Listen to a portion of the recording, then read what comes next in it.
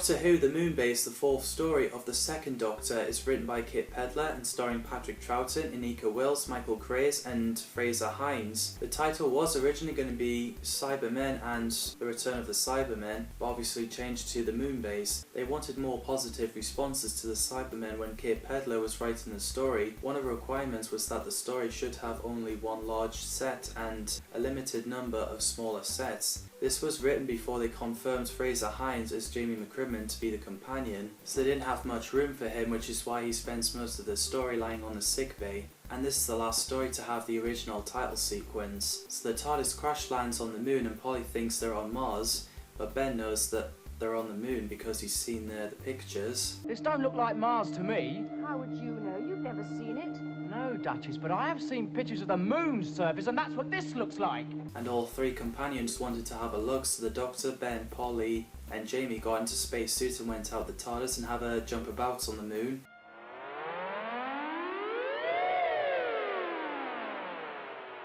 I love the atmosphere and music in this scene where they're on the moon. The one they used in The Edge of Destruction, it fits in perfectly. It's absolutely scary and gives me the shivers.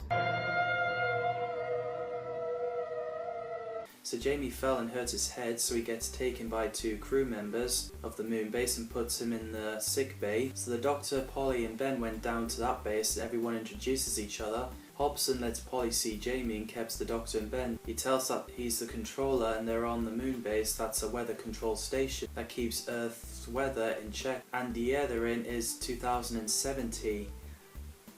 I would be an old man then. Scary.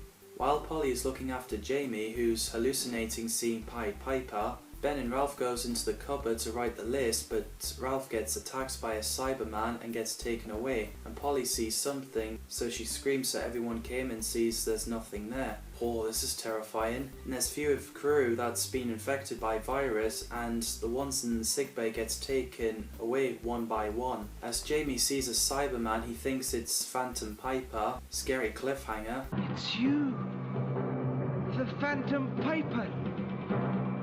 No! No! So Polly came in and screams as she saw Cyberman leaving the room. Great acting there.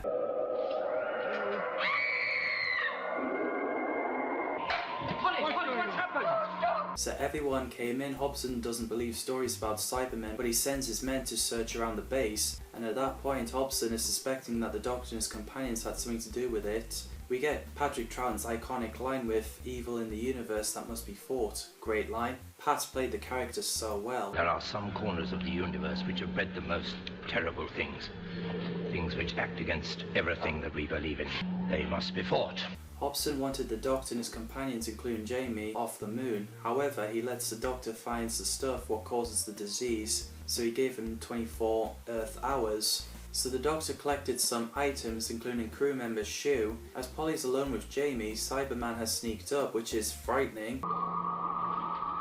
The paper that I knew. Cyberman took another body and left. Then the Doctor came in as Polly has recovered. While Hobson is thinking that the Doctor has got something to do with the viruses, bodies get taken away and the air pressure. Ben tells Hobson about another body taken, so the Doctor gets everyone out just so he can help in peace. The bit where Cybermen killed two crew is brutal and they get stripped off their suits and taken away. As everyone is having coffee, one of them drank it and passed out as he's been infected. Don't drink that! It's the sugar! Don't you see? So they took him into the sickbay and the Doctor realises it's the sugar.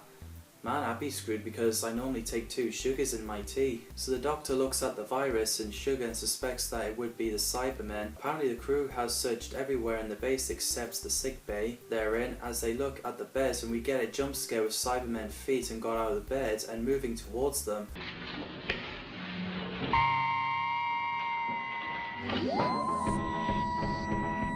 Man, my heart was pounding first watching it. Patrick Troughton as the second Doctor, absolutely brilliant. The way he plays a comedic hero, I love the look and portrayal. Even he doesn't act like William Hartnell, but somehow we all know that it's the same man, which is clever. And if Patrick Troughton wasn't a good Doctor, the show would have ended. Definitely 100% love Troughton as the Doctor. Anika Wills and Michael Craze as Polly and Ben are amazing. They're independent and stand up to the enemies. Fraser Hines played Jamie McCrimmon, who appeared in nearly all Troughton stories, who was a Highlander from Scotland in 1746. A brilliant companion. He's another independent companion.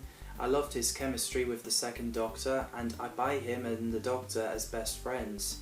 Just like with Captain Jack and the 10th Doctor. Patrick Barr played Hobson, the British captain of the Moonbase. Andre Maran played Roger Benoit, who's French second in command and physicist. Michael Wolff played Nils, a Danish astronomer and mathematician. John Rolfe played Sam Beckett, a crew member. Alan Rowe played Dr. Evans, the chief doctor on the Moonbase who gets controlled by the Cybermen. I've noticed there's like different races working in the Moonbase, which I like. They did that later in the Waters of Mars, as far as I've seen. Again, the casts did so well with their role. The sets are fantastic. I love the stock music in this. It's so iconic. The animation for Part 1 and 3 is great. Part 1 and 3 are missing. The design of Cybermen are incredible. And I have to say that version and the 2006 version are my two favourite Cybermen design, because 2006 is the very first Cybermen that I saw. I remember how scary I found it when the blue light turns on when they speak, and the way their faces looked and what they do to people. As for this version, they're so scary the way their face looked. It suits the Cybermen. I love the claws, and the electronic deep voice is well done. Absolutely terrifying.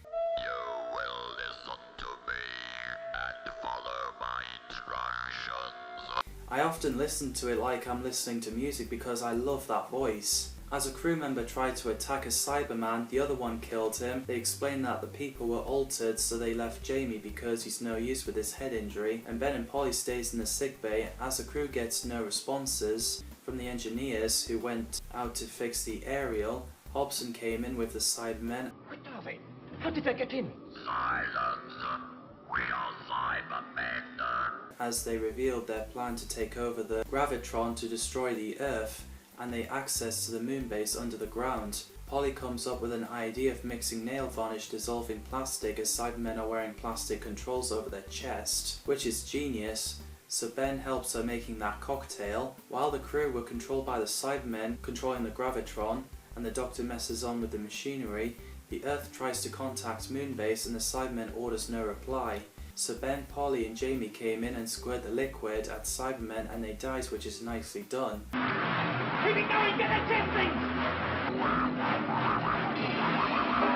While the Cybermen are preparing for invasion, Benoit finds spacesuits lying around on the moon surface and gets chased by Cybermen, which is intense. Luckily Ben came to the rescue and killed them with those liquids, and later on there's an army of Cybermen moving towards the Moonbase with an iconic cliffhanger.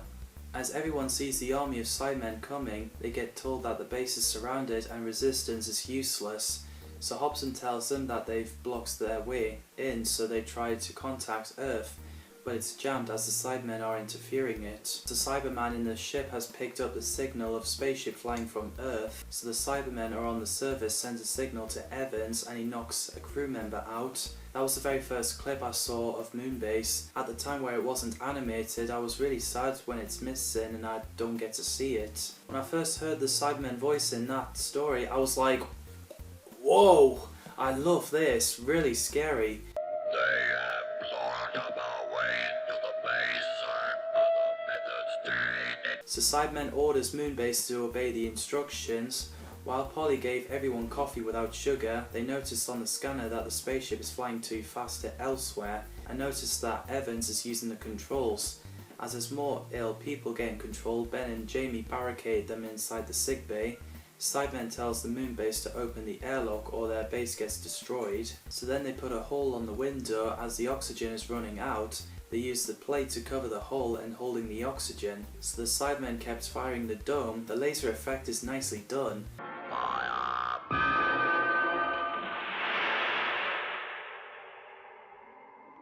While Cybermen puts a big laser gun away, the Doctor, Polly, Hobson and Benoit turns the gravitron around and the Cybermen and their ship gets flown right into space, which is pretty effective.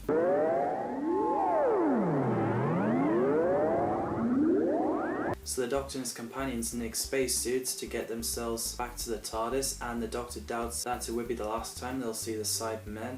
So as they're in the TARDIS, we get a scary ending with a large crab claw appeared. Look!